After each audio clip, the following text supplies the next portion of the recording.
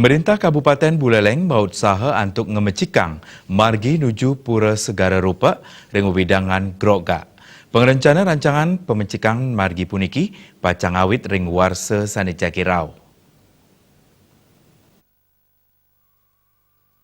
Pemecikan margi nuju Pura Segara Rupa untuk krama sanijagi pedek tanggil ke Pura. Nanging rau mangkin wau kali 5 km margi sani pacang di hot mix.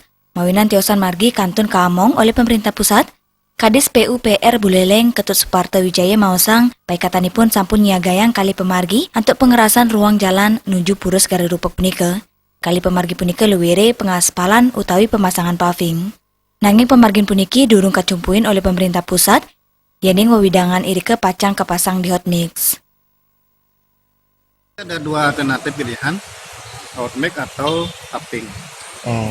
Tapi kalau tergantung zonanya. Kalau ada zona rimba, ada zona budaya. Nah, nanti apakah di zona rimba itu dengan paving dan zona budayanya dengan hot mix. Nanti dari kementerian nanti yang menentukan. Hari Kamis kami rencana mendampingi Pak Wakil Bupati untuk mohon izin itu memaparkan itu ke kementerian yang ada.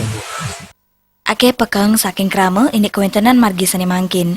Manuti regulasi sedurungyane nenten nadosang pengerasan jalan mawinan wewidangan irika rumasuk hutan lindung Miwa Alas. Komang Yuda Balik TV.